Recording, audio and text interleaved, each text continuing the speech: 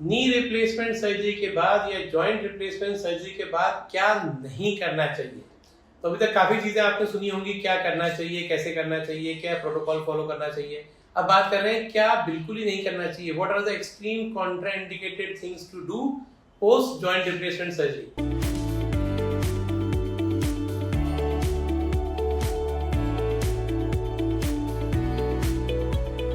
नमस्कार फ्रेंड्स, मैं doctor Dilip Mehta, director 360 degree knee clinic and senior consultant Shalby hospital.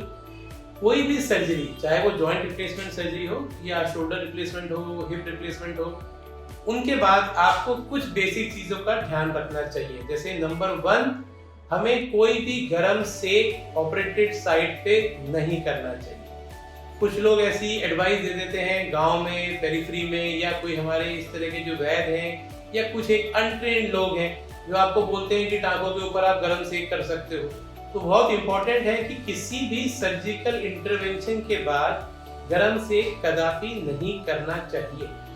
ठीक है, तो ये बहुत इंपॉर्टेंट चीज है। दूसरी चीज है, बर्फ का सेक करते समय टांकों को गीले नहीं होने देना चाहिए। यानी जब भी आप आइसिंग कर रहे हैं, आप आइस पैक्स के साथ आइसिंग करें, उसको प्लास्टिक कवर में लगाएं। अगर आपकी ड्रेसिंग वाटरप्रूफ नहीं हो तो आप एक क्लीन प्लास्टिक ड्रेसिंग के ऊपर रख सकते हैं, जिससे कि आपके स्टिचेस में पानी ना जाए। ठीक है। उसके बाद तीसरा, अपनी डॉक्टर के सलाह के बिना डायरेक्ट टांकों को गीला करके शावर नहीं लेना चाहिए। यानी अगर आपकी ड्रेसिंग वाटरप्रूफ होगी तो नॉर्मली आपके कंसल्टेंट आपको कहेंगे कि आप शावर इजीली ले सकते हैं या उस एरिया के ऊपर आप कुछ एक प्लास्टिक लगा के शावर ले सकते हैं। परंतु यदि आपको सलाह नहीं मिली है तो आप ड्राई बाथ या स्पंज बाथ करें, स्टर्लियम से क्लीन करें बॉडी को, पाउडर का सेवन करें और टांकों को गीला कदापि ना करें। चौथा, पेशेंट को अनअटेंडेड रात के समय नहीं छोड़ना चाहिए।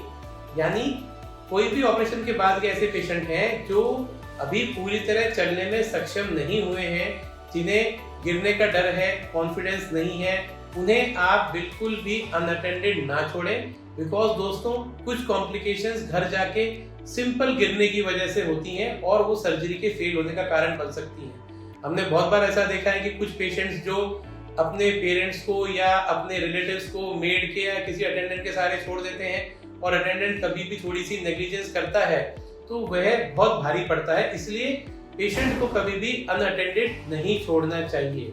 चौथा, डायबिटिक पेशेंट्स में एक्सेसिव फ्रूट्स या जूस का सेवन।